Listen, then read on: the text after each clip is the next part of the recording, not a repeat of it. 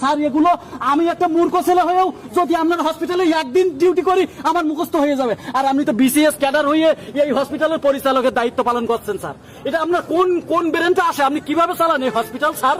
এই কোন হসপিটাল চালান আপনি? আপনার কোন ব্যবসায়ী কোন বিভাগে পড়াশোনা করে আপনি এই হসপিটালের ম্যানেজমেন্ট সিস্টেম চালু করেছেন স্যার? কোন ভাবে? আমরা সাধারণ মানুষ ভুক্তভোগী। আমার বাপ মারা গেছে স্যার। আজকের এই বিষয়টা আপনার বাপ যদি হতো আপনি কি এইভাবে কথা বলতেন না? একজন শিক্ষিত মানুষ হিসেবে মনে হয়, আমি তো দেখি অডিটে যাইয়ে মনে হয় যে ওরা তাহলে ঠিক আছে। এগুলো স্যার এই কথাগুলো কেন বলছেন স্যার? কেন বলছেন স্যার? এই কথাগুলো দিয়ে না জীবন বাঁচানো যায় না স্যার। জীবন নেওয়ার মালিক সৃষ্টিকর্তা, দেওয়ারও মালিক সৃষ্টিকর্তা। মাঝখানে আপনি আমি আমাদের যে বিশ্বে যে উন্নত সায়েন্স আমরা অনেক উন্নত করেছি স্যার। এই সায়েন্স এত উন্নত করছে যে একটা মৃত ব্যক্তির পালস রেট যদি 1.50 ভিতরে থাকে তাকেও ফিরিয়ে আনা সম্ভব স্যার। যদি এটা আপনিও একজন ডাক্তারি ভাষা একজন ডাক্তারের কাছে জিজ্ঞাসা করবেন, আর তার তো পালস রেট আমাদের ডাক্তাররা বলছে তার প্রেশার কম ছিল 70/50 স্যার। 70/50 কিন্তু সে পেশেন্টটা হাঁটে যেয়েই তার ডাক্তারের কোলবার পর্যন্ত গেছে স্যার, ডাক্তারের কাছে পর্যন্ত গেছে। এটা আপনি বুঝতে পারছেন স্যার?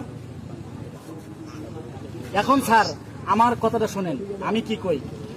আমি বলছি যে এই হসপিটালের প্রত্যেকটা সিস্টেম আপনি মুখস্থ ভাবে সুন্দরভাবে পরীক্ষা নিরীক্ষা করার পরে তদন্ত করে আপনার কাছে যাদেরকে অসুবিধা মনে হয় তাদের বিরুদ্ধে কমপ্লেন করে তাদেরকে সুস্থ সঠিক পথে ফিরিয়ে এনে জনগণের সেবায় নিয়োজিত রাখেন।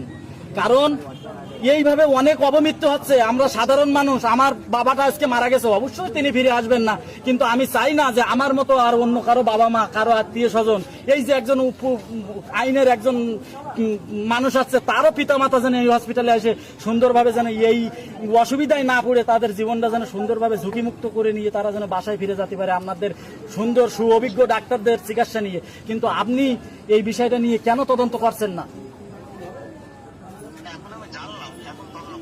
এই আবার সেই একই কথা বলছেন স্যার। কেন জানছেন এখন? এর আগে কেন জানেননি আপনি?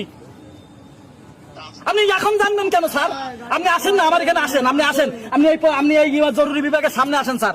আমি যে এই কথাগুলো বলেই তো আমার আবার সেই ব্যাগে নিয়ে চলে যাচ্ছেন। আপনি আমাকে বলেন যে আমি এই সিস্টেমটাকে শেষ করে দেব, বাপ যেটা ফিরে গেছে।